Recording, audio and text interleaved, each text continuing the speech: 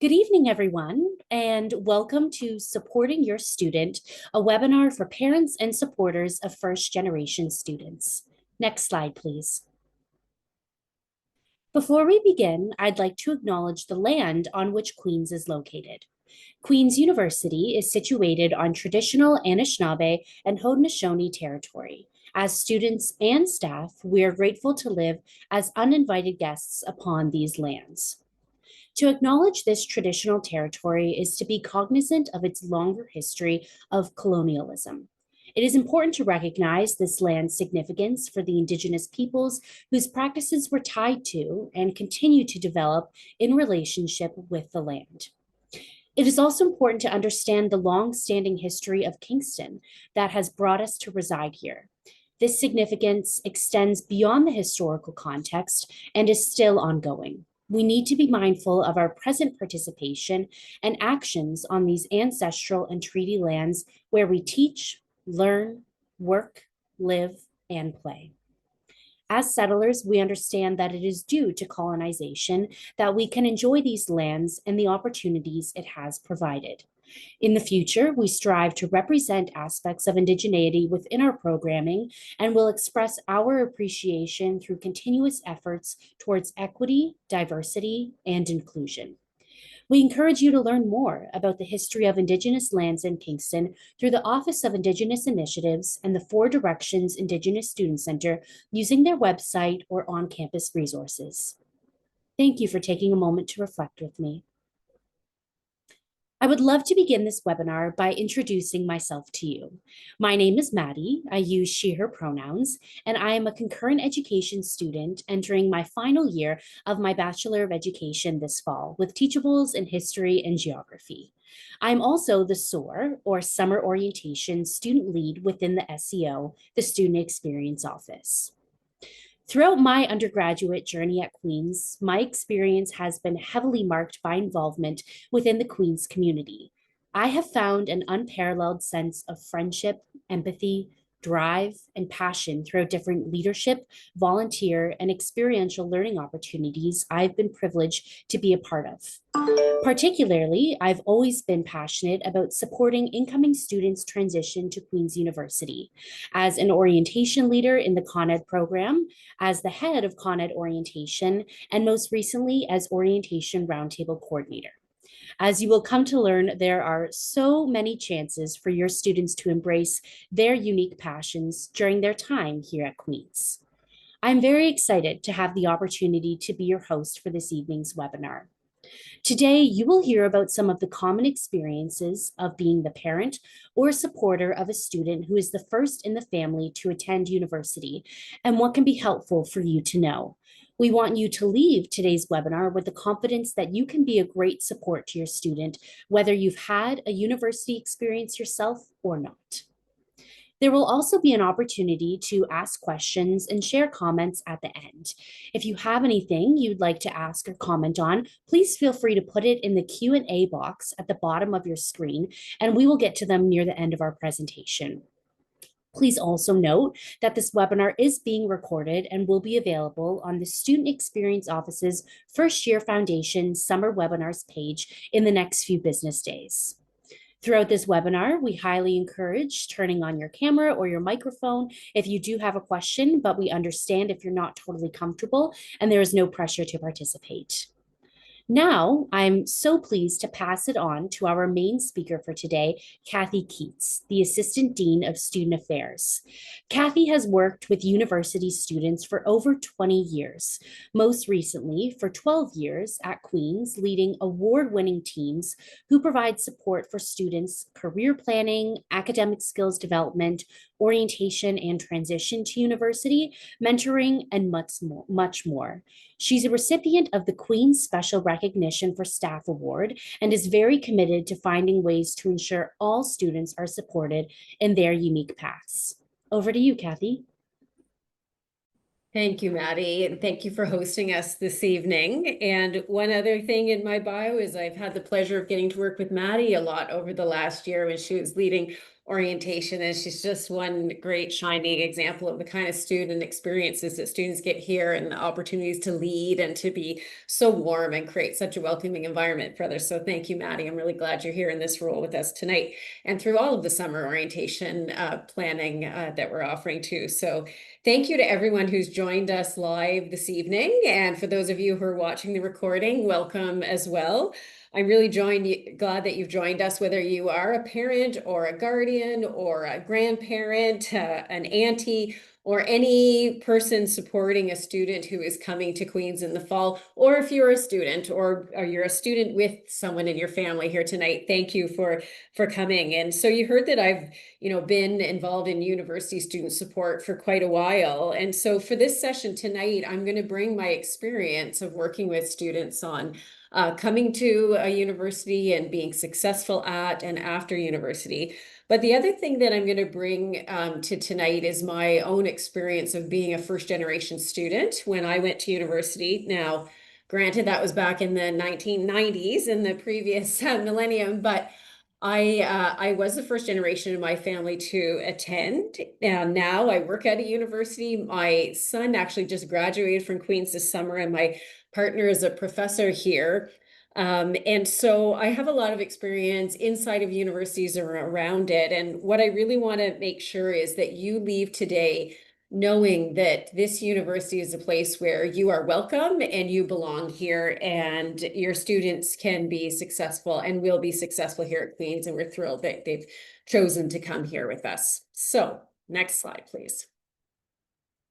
So just to put tonight's session in the context of the rest of the things that you're seeing, I know you've seen in the, I'm sure in our emails and online, that there's a whole range of things for students all through the summer leading up to when they come to campus in the fall. But also I just want to highlight other resources for parents, because tonight isn't going to be like a soup to nuts, all the things to know. I'm going to really focus on a few things specific, I think, to the experience of parents who haven't been to post-secondary. But I want to make sure you know about there are lots of other resources for all parents, including a key webinar coming up late in August, which is really more of the soup to nuts, supporting your first year students, key information for supporters. And then there's a little information there about a web page that we have specific to parents and other supporters, as well as following us on our social media feeds. And so today we're going to cover things, as Maddie said at the end, there'll be a chance for you to ask any questions, but today isn't the end of your chance to ask questions. There'll be a lot more through the summer, including that webinar. Okay. So let's get going as to what are we talking about tonight. So first, let's make sure we're using the same definition. So what is a first generation student? So that is just a student whose parent or guardians didn't attend post-secondary, whether that was college or university. So why are we having a special webinar, you might be wondering, about for parents and supporters and about first generation students? And the first thing I want to say is it is not because we are assuming there will be any special problems, right? I am not assuming that. We're not assuming that. That is unlikely to be the case. This isn't a session because there are concerns. What it is a session about is that we know that when a parent and a family hasn't had the experience of being at post-secondary, there will be some information and some norms and behaviors and expectations that first generation students just might not be as familiar with as students who have had family members with university experiences. And we know that as parents and supporters, we see our role as what can we do to make sure our student is successful. And so we can worry a little bit about, if we haven't had that experience, what is that going to mean? So I'm going to talk us through what that does and doesn't mean. So right off the bat, what I want you to know is if you are wondering, are first generation students successful at university? Yes, they are. And you don't have just me to trust in this. I'm going to share some information from across Canada. So this is also not just Canadian, Queen's data. This is from across Canada. So the first thing is that first generation students who make it into post-secondary, so kudos for all the work that's gotten to today, they are even, in fact, more likely than non-first generation students to actually complete their program. And then it's not just are they successful here at university, but what does that mean after they graduate from university? Because you're coming here to get a degree to then move on to build your life. Well, in fact, once in the labor market, they're earning similar incomes and are just as likely to have jobs, workplace benefits, managerial status, and job permanence as students who came from families who have post-secondary. And for those who completed post-secondary, they're earning just as much. They're earning more than students who have not got post-secondary, just like the students who came from families who have come to university. And so if you're interested in more about that, there's a link that you'll be able to get through the recording and such of some data about that. So they succeed. But what about if you're worried, well, okay, they succeed, but I, as a parent, I don't know how things work at the university. Excuse me, sorry, we're flipping around. Here we go. Next slide, just the first thing. So, what about me? I'm the parent. How do I provide support? I didn't go to university. My student has lots of questions. I don't know what it's like. As we always are as parents, we're like, what is that going to be like? And do I have a role, right? If I haven't been, like I can see my friends and colleagues, they can give all kinds of support to their students that I can't answer those questions. What is my role? So the second thing I want to communicate to you is that it doesn't matter whether you've been to university before, you are still an important support as a parent to your student. And so again, you don't need to just take my word for that, though I've seen it lots, but some research from what's called the Community College Research Center at Columbia University in the States. So in 2022 and 2023, so quite recently, they surveyed and then interviewed some first generation college students at two community colleges and two universities in California. So they got quite a big group. And they asked them about the role of their parents and supporters and what that looked like. And here's what their conclusions were. So the first conclusion was parents are an important source of encouragement and emotional support. In many ways, I think we know as parents that our role over time in any topic, while sometimes we have information to share, isn't it often that the information is not the thing that's most important to our kids, but it's actually just the being there, the believing in them, the listening to them, the encouraging, the just being quiet while they tell us what's going on. And so that was reinforced by this research. The second thing that they learned from the students is that students expressed a real pride in their identity as the first person in their family to go to university or college. That was something that was an accomplishment, and they felt good about that. And then the third thing was that in terms of getting information and other support, students expressed that they were able to connect with other relatives, they connected with friends, they connected with coworkers as resources. We as parents are not the only people that are available to our students, and those students can use all those other resources in order to be successful and to learn about the bits and pieces that they need to know. And so I just want to start the evening with those two pieces of research that I think are really good evidence. One, that first generation students are successful, and two, parents who haven't been to university or college are just as important and useful. You have a real role to play in supporting your students as they make the transition to university. So what I want to do in the next little bit is share a few things that some of them you may be very familiar with, but others might be new. There's some things that I thought I could highlight in terms of things that if you haven't been in the university system and structure before, might be a little bit different from what you've experienced so far through what high school has prepared your students for and how universities are different and where expectations go. So the first thing, and I'm sure you've heard of this before, there's a greater amount of independence that students are going to experience usually coming from high school and then moving to university. While there are lots of people around and we all care about our students' progress here, it's not at the same scale usually as a high school. There won't be people watching over and checking up on students like, did you get this piece of homework done? We don't even really use the word homework anymore. Right? We just talk about assignments and studying and the readings that need to be done. And so it's likely that your student's going to experience a greater amount of independence and needing to drive their own work forward.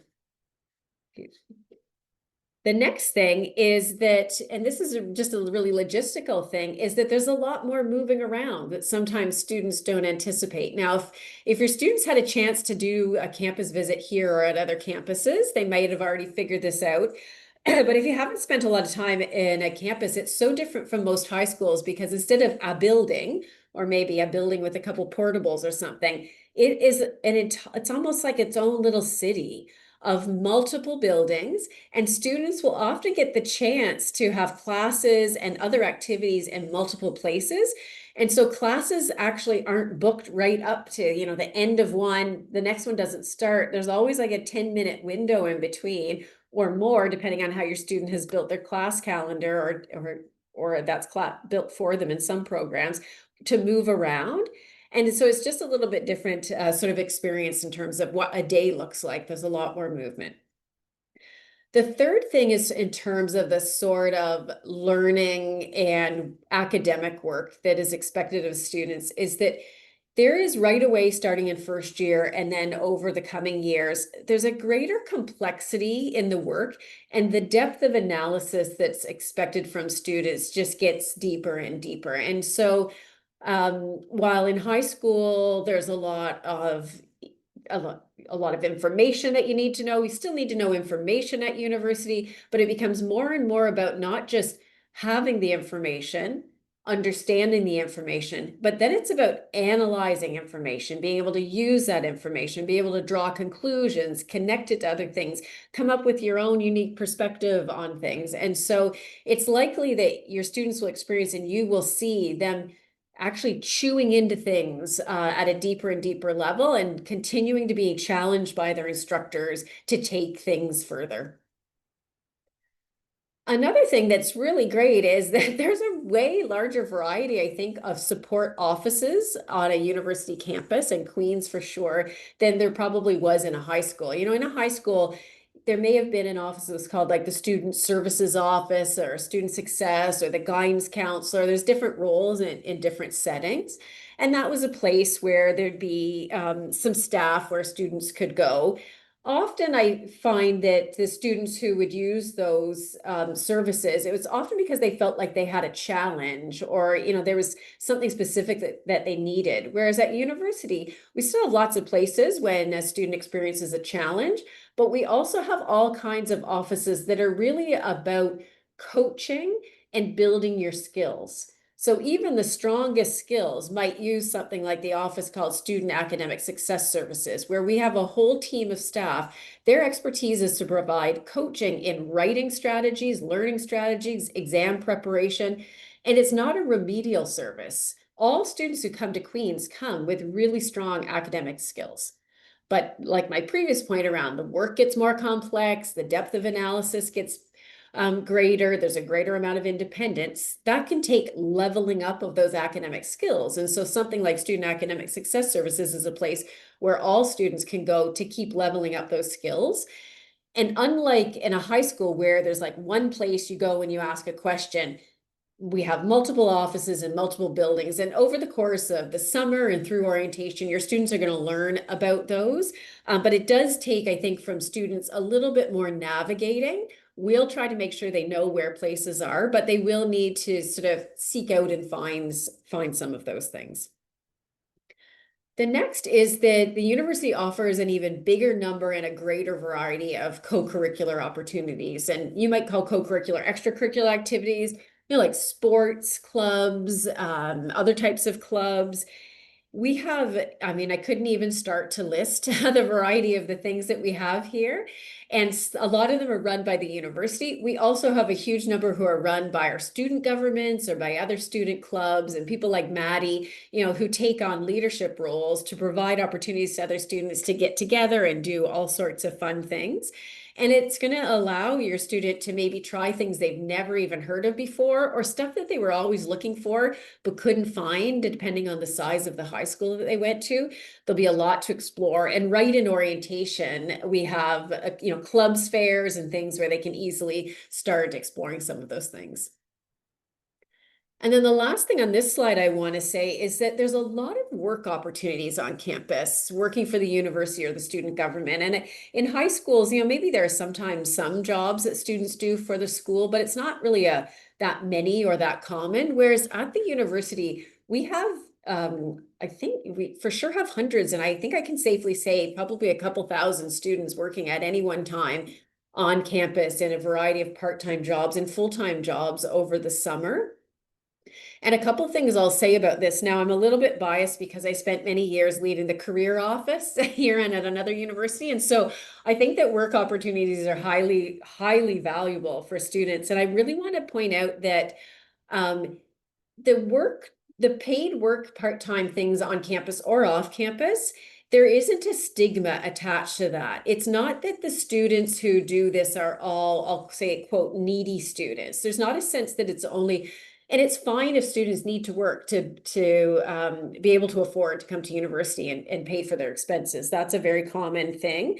But so many students do this that it's very normalized. And it's also really critical for not just making money, but also learning all the skills that are going to be important now and in the future, building a professional network, building a community on campus or off. And so if your student is thinking about this, this is something that lots and lots of students do, and I highly recommend. So those are a few things that are maybe different from high school experiences heading into university. Now, like any organization, the university has a lot of jargon. Just like I'm sure your workplace has jargon, and everywhere you go, there's always jargon. Well, Queen's has lots of jargon, and you've probably already noticed that we like to put a Q at the beginning of everything or somewhere in things, Q success, Q that.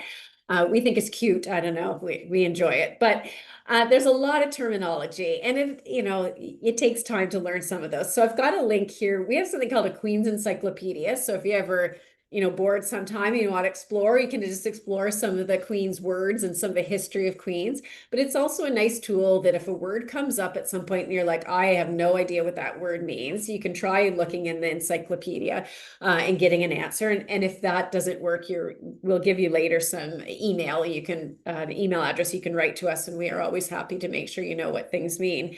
But in terms of terminology, I'm going to highlight three things. So the first is professors. So coming from high school, you've called your instructors teachers usually. And most people, we know that at universities, we have these folks called professors. But just to be, I don't know, complicated, they're also known as faculty members. Sometimes we just call them the faculty.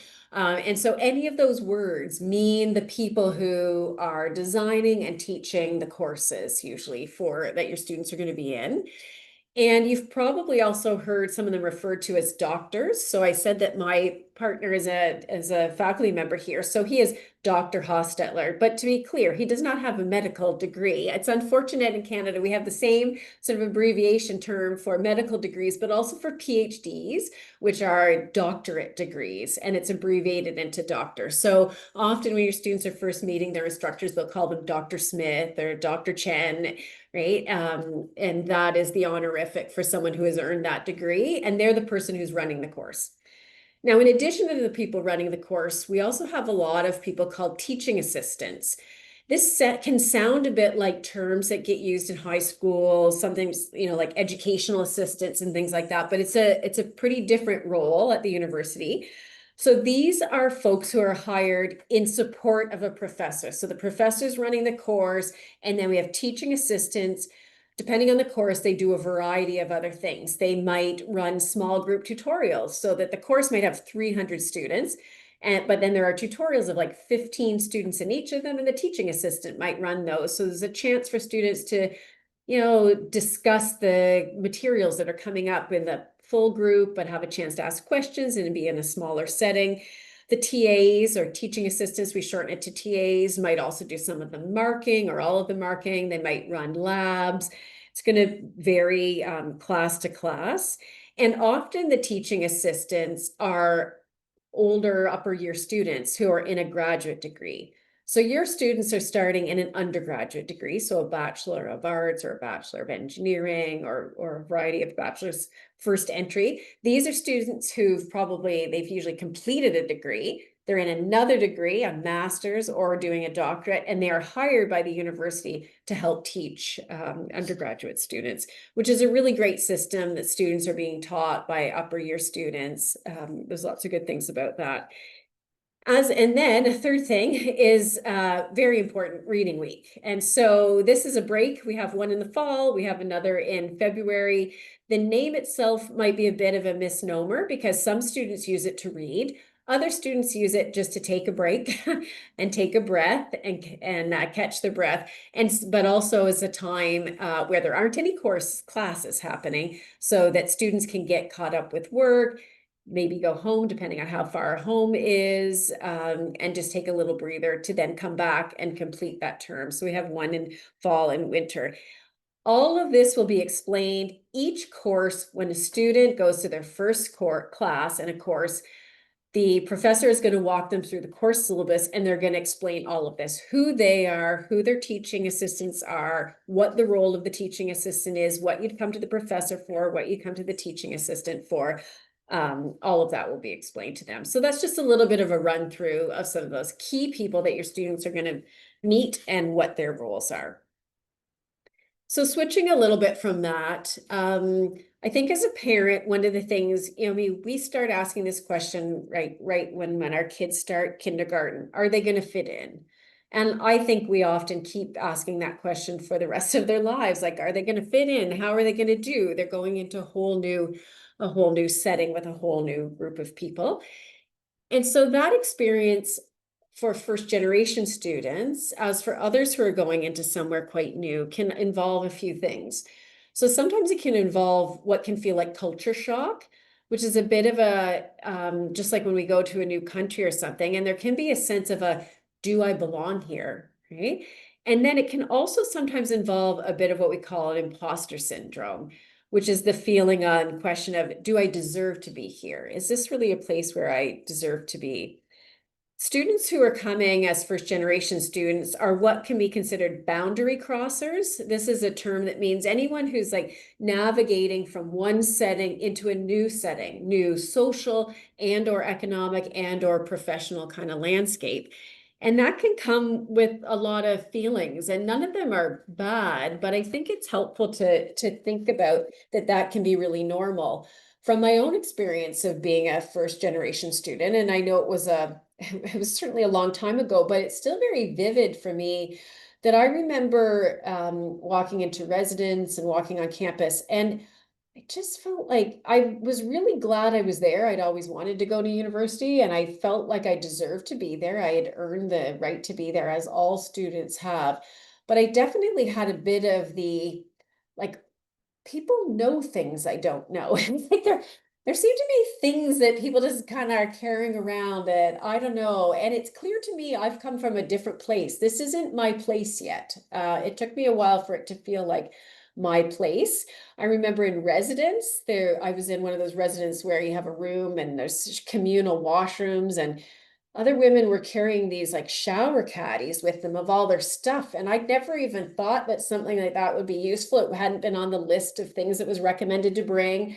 And it was just clear to me that someone had probably told them that, like an older sibling or their parents who'd been living in a residence. And no one close to me had ever lived in a big residence like that. So I didn't have those little tips and tricks. And then I remember a student who's at one point said that they'd been to an academic advisor and they'd gotten their courses changed. And I'm like, I don't even know what you're talking about. What's an academic advisor? I can change my courses. Like I didn't even know that I could do that. And so there were a lot of things that and I think in some ways it's sort of like when there's those concrete things, and then there's just this sense of I'm in a new place, right? And when we've been in the same place together, it's like we've listened to the same music. We've watched the same TV shows. We have the same assumptions about the world. There's knowledge that we've just had and inherited about things and how to navigate that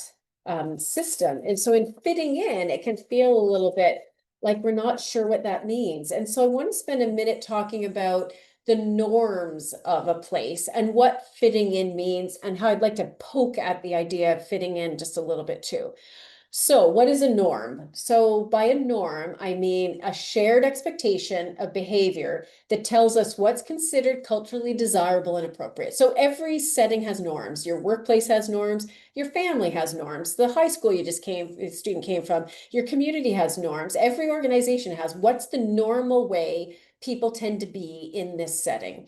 So when we go to a new setting, one of the first things we do is we learn those norms. What are the norms of this new environment that we're in? And your students going to be learning that through this summer and then as they arrive here. But I really want to encourage us also to think about how we question the norms, right? And so just because a place has norms doesn't mean that they can't be changed, nor that all the things we've heard are always accurate. There is no one right way to be a university student. And then there are norms that your student might bump into, and they've probably heard some of these already, like business is harder than philosophy, or, whatever, people say all kinds of things. Where does that come from? Or straight through in 4 years is the best way to get a degree. The 3-year degree isn't as good as the 4-year degree, or people who stay for 5 years. What does that mean? None of those things are things we actually believe at the university need to be expectations. It's some norms can be great, like saying please and thank you. In general, I think those are pretty helpful norms. Students on this campus, I'm amazed at how many doors get opened for me. Like it's just a normal part of the behavior here, that it's a real sense of community and people see each other. But there are other norms where we need to question them. There's no reason that one degree isn't harder, one degree isn't better. You don't have to be a certain way to be the right kind of university student. My kid decided that he needed longer than 4 years, and luckily he was able to do that financially, and that was way better for him. And lots of students make that decision, that going part-time in a couple of years is the way they're going to be most successful. And so I think it's really important to question some of those things. So an example that I give on the next slide is that we have inherited some ideas about what a normal university experience looks like from, I think, American media and American movies that I hope no one keeps watching, but they keep watching some of these old movies or whatever, right? And there's a sense that the college experience is all this high party, high alcohol consumption. Everyone's doing it. Everyone's doing all these same things. That's what people are all doing. However, that is not the case at all. So what we know from some research that is done regularly with an anonymous health survey, so students get to complete this survey every few years and they can say their honest answers, because if it's not attached to who they are, and we participate in this, and across Canada schools participate in it. We found that in 2022 in the student health survey, and when they're asked about alcohol consumption, 1 in 5 students has never used alcohol. They're getting to graduation, they haven't been drinking at all. And that stat, often people are gonna go, really, right? Because there's a real sense that there's a particular way to be a student, and there can be a sense there's a particular way to be a Queen student. And so there are lots of students who choose to spend a lot of time partying, and there are students who choose to spend time using substances while they're here. And you will hear in other sessions about all the health promotion work we do to make sure students are safe in their choices and that we have supports for them and all of that. But students are making a lot of different choices while they're here. And it's really important that as parents, we know there isn't a right university student experience. And this is just one example of that there are students who choose not to participate in that at all. And they report being healthy. They report having a sense of community here. They're having a good time, and then they're successful as they finish and as they leave. And so I hope that that's helpful. So shifting a little bit around, because I said, students successful means a sense of belonging, right? So we know that it's really critical that for students to be successful, they need to feel they belong and they have connections with people. And your students are coming with multiple identities. They're a first generation student, but there are other parts of who they are that they might want to meet people with. And so you'll hear through the other sessions all kinds of things, but I'm just going to highlight a few places where they might find their people. Right. And so they might find their people at the Yellow House, which you might have heard about already, the Four Directions Indigenous Student Center. We have accessibility services where they'll connect with folks there. There's financial aid resources. We have lots of students, as I said before, they work part-time, which is a great way to meet other students and meet employers on campus. There are lots of things that we have available where your students are going to get support and meet other people who they can relate to relative to different parts of who they are as they choose to share those parts of who they are. And one critical thing, I think for all of us to know, if your student is wondering, how am I going to navigate this place? How great to have an upper year student who has navigated it themselves be your mentor. This is one of our most popular things for incoming first year students. I believe when we released it a couple weeks ago, we had 600 students sign up right away, and we've got lots of room for lots more. So if your student hasn't signed up no worries. They will be paid, they get to match with an upper year student who's going to sit with them and just be that listening person to say, you can do this. What are you up to? How can I help? What do you know about? What do you not know about? And if they want to, inside of the registration, they can click, I would like to find someone who also can talk with me about navigating campus as a first generation student. But they don't have to do that if that's not one of the most things that's most important. They could select other parts of navigating campus as a student who's neurodiverse, navigating campus as a student who is this, whatever's important to them. And then they can get upper year students who have some similar experiences. So that registration is open. It remains open throughout the year. And I couldn't say enough good things about the feedback we get from our students who participate in that. I mentioned this briefly earlier, but we have a web page for you as parents. So we know that you might have questions that come up through the coming years, or your student might be thinking about something and you might think, I think maybe I'll just do a little research to find out what I can find for them too. We have this great page specifically for parents and families and supporters where we keep it up to date with key resources on campus. But what you'll see right in the center of that page is an important email address, and it's parents@queensu.ca. So no matter how much we tell you information and the number of webinars and things you go to, it's inevitable there will be things that come up later that you hadn't thought about now or that you'd heard about, but you forget by the time it becomes important.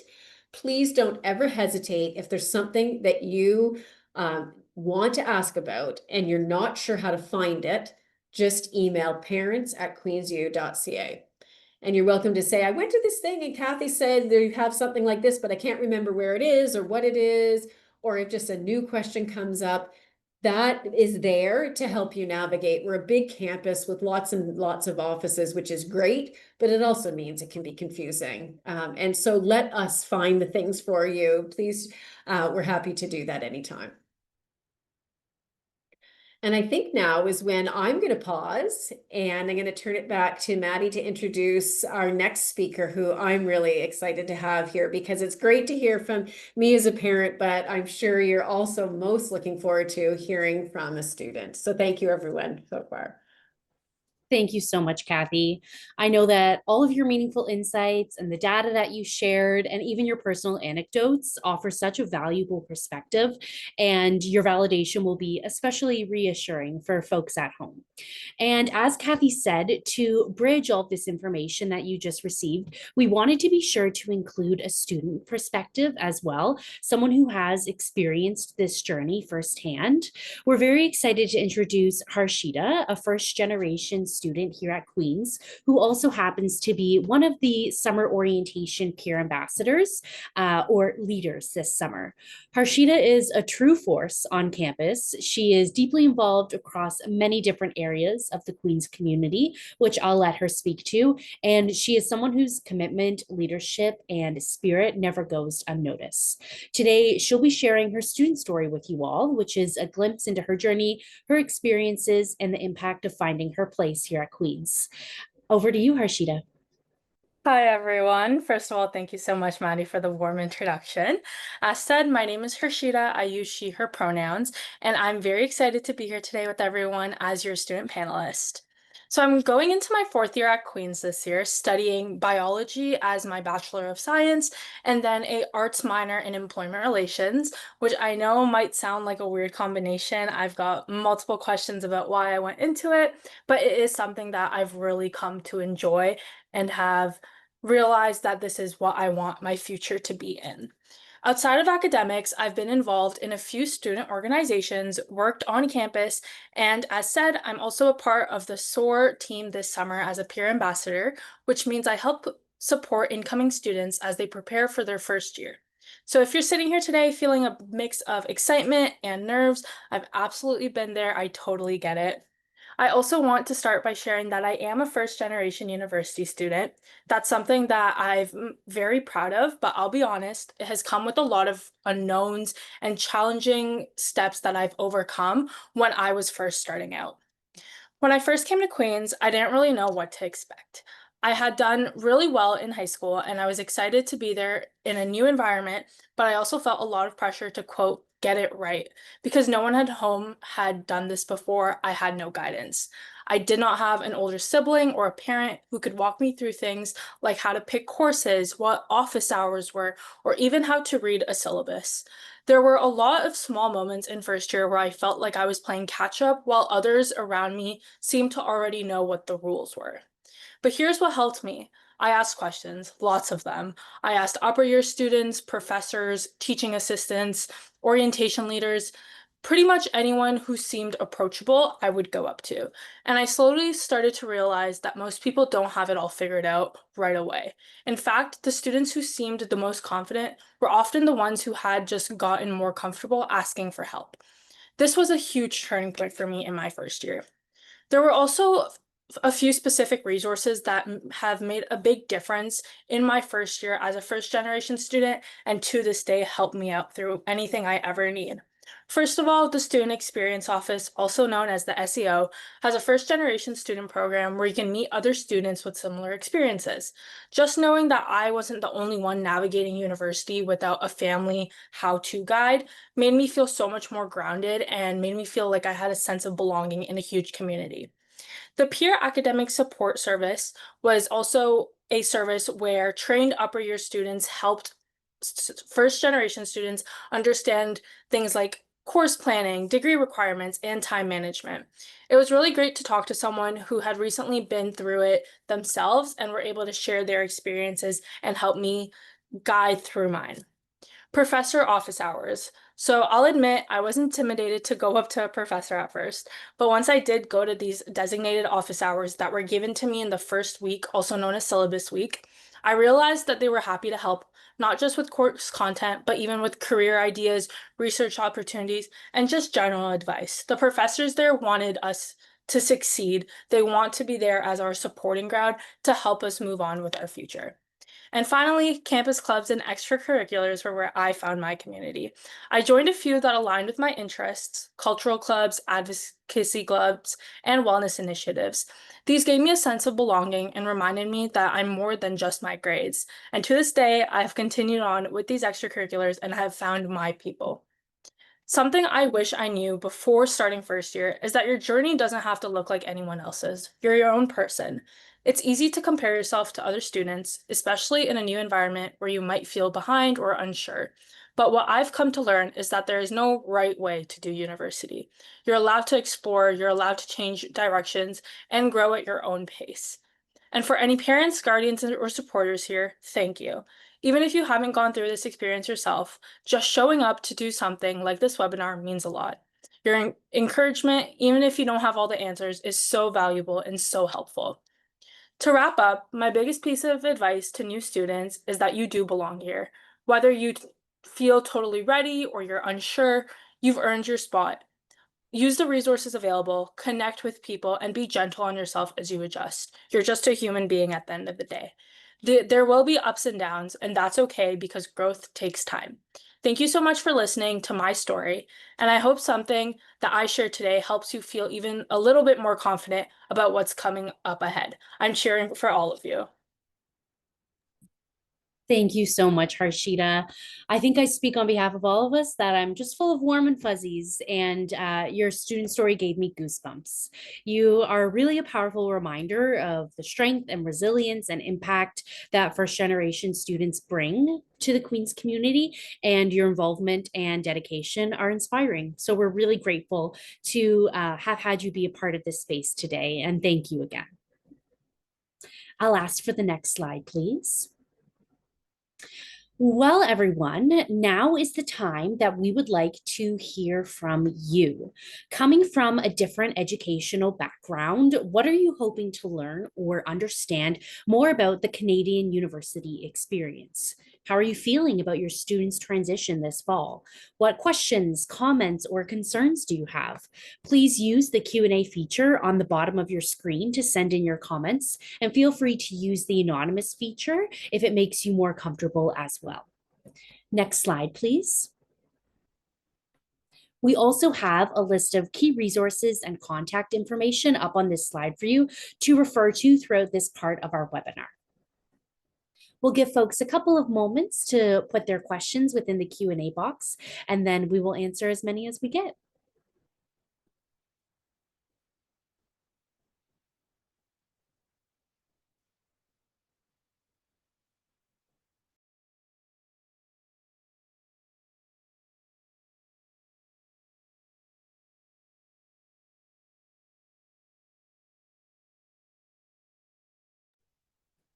Understandably, there has been a lot of information shared today. So if folks don't have any questions at this time, that is no problem. I do see a comment that says, I may have missed it, but where can we get this presentation later? That's a fantastic question.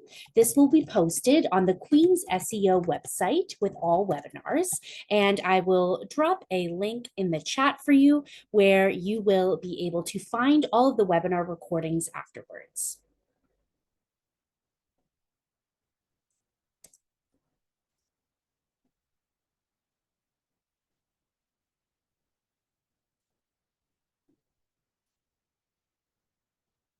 As everyone is sitting with the information or thinking if they have any questions, I will ask Cathy one big ticket question.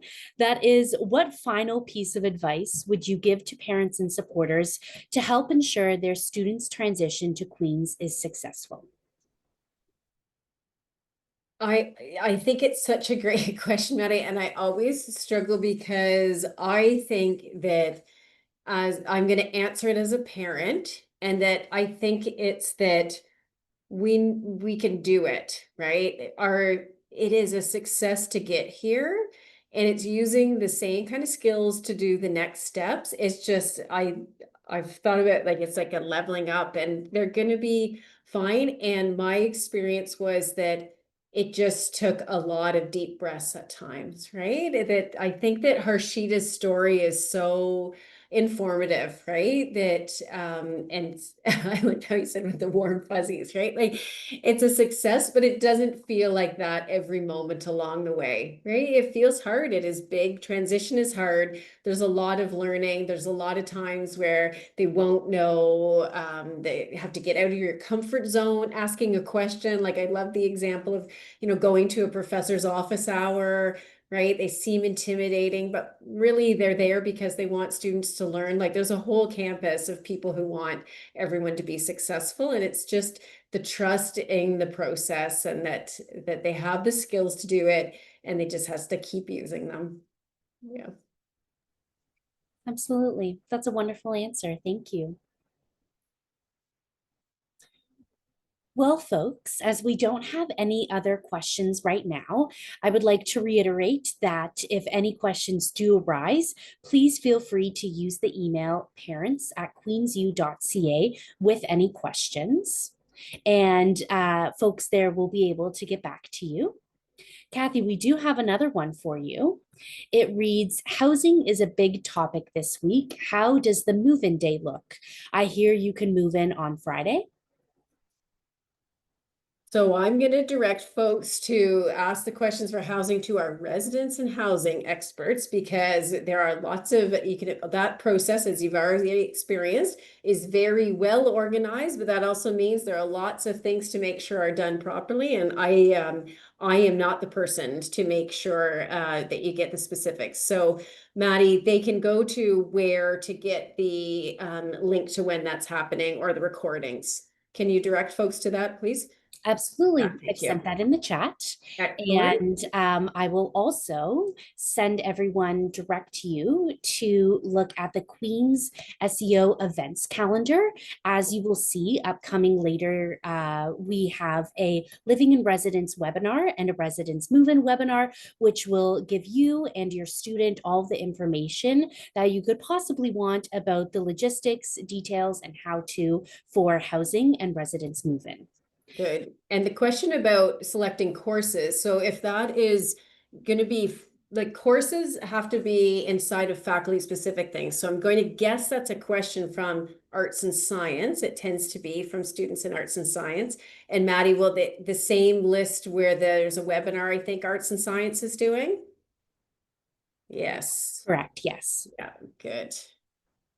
Good. For all of the course registration questions, I'll also add that at the link with all of the webinars, past webinars which have happened from the Faculty of Arts and Science, the recordings are there as well.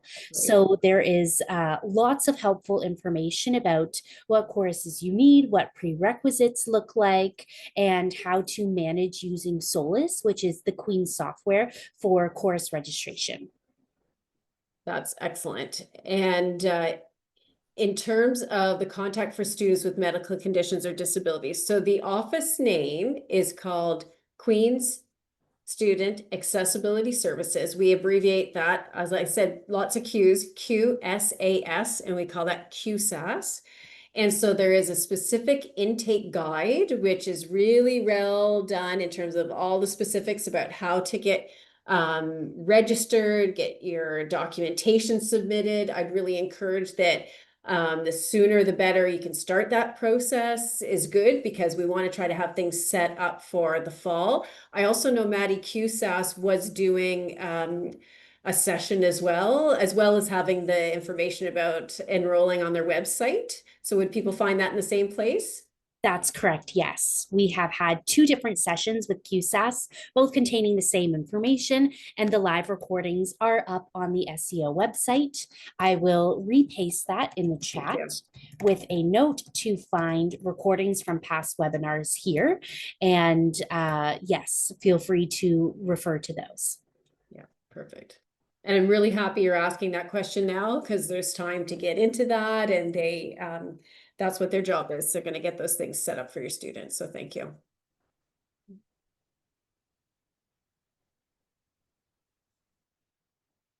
Thank you, everyone, for all of your questions so far. We will have a couple more moments here for anyone to put questions into the Q&A box before we wrap things up this evening.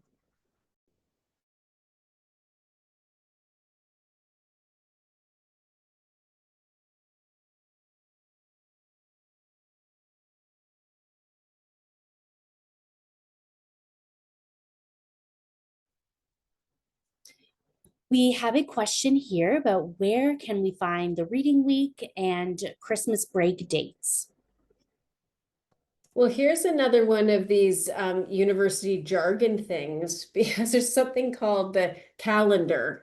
So where would you go, Maddie, to look for that? Because there's different places that it's posted in several places. I would tend to look in the academic calendar. Is that what you would look to? Yes, Okay. that's a fantastic question. Yeah. I've just responded to that with a link, and my go-to is looking up the Queen's academic calendar. Upon opening this web page, there is a list of all of the faculties. You click on the one which is home for you, and then you'll be able to see all of the academic dates, and this includes a wide array of topics, including when reading week is or the holiday break in the winter, but also when tuition payments are due. When is the last date to drop a course or add a course per term? So it's very helpful. And I know myself, I sat down at the beginning of first year with my parents and jotted these all into a calendar to hold myself accountable to those support systems. So I very much recommend sitting with your student and getting all those ducks in a row before the fall term begins. And if I can pitch one thing as a parent that I think you share in some of the other sessions too, is that there is a newsletter that students get called The Pulse, which Student Affairs produces. And what we try to do in there is highlight key dates through the year, and other exciting or fun things that are happening on campus. There's also a pulse for parents. And I found it really helpful to, even as someone who works at the university, I found it helpful to register for that as a parent, because then I got reminders as well as the same dates that my son was getting reminders of, so that I could kind of be thinking about where we at in the term. Oh, this is what's coming up. Oh, maybe I'll remember to ask him about this, or just listen to hear if he's done that kind of thing. So you can register as well for the Pulse e-newsletter, which is the second bullet on the slide that's open in front of us.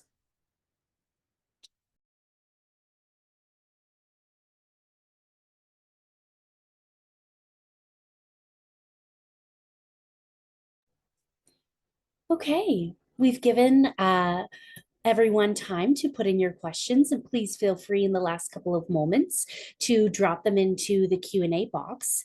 But at this point, I would like to give a reminder that we do have many events still happening over the next couple of weeks and into the month of August. To provide some highlights here, we have the Thrive at Queen's webinar happening tomorrow at 7:00 p.m. EST, where we will be delving into supporting students from a holistic lens, academically, mentally, and physically. And we encourage you to encourage your student to register for this webinar and perhaps watch with them to get an understanding of academic and well-being resources. Also coming up is the First in the Family webinar for first generation students. Here we encourage you again to accompany or boost your student to attend, as they will get a wealth of resources and understanding about transition to university life and see what specific resources are accessible to them. On a final note, this upcoming Saturday, we are hosting our final SOAR social, which is for incoming students. The theme is Camp SOAR, a virtual campfire. And if your student is nervous about approaching a new university life and meeting new peers, this is a wonderful opportunity to make that one friend and have a familiar face coming into campus on that first day. Especially useful to meet someone in the dining hall or go for a walk and find where your first classes will be. So definitely encourage your students to attend that on Saturday. Again, I will be pasting a reminder in the chat here that all upcoming webinars, events, and sessions can be found on the events calendar on the SEO website page, and you'll be able to click on them for easy information on details and also registration for all of these events. Again, a recording of this webinar will be made available within the next few days on the Student Experience Office's webinar page and YouTube channel. I would like to extend heartfelt gratitude again to Cathy for your time this evening and all of your insights shared, Harshita for sharing your student story and being vulnerable in this space for us, and our staff supporting on the back end, and for everyone at home, wherever you are joining from, for attending. We hope that you have a wonderful rest of your evening, and we are looking so forward to seeing how your student succeeds at Queen's this fall. Thank you, everyone.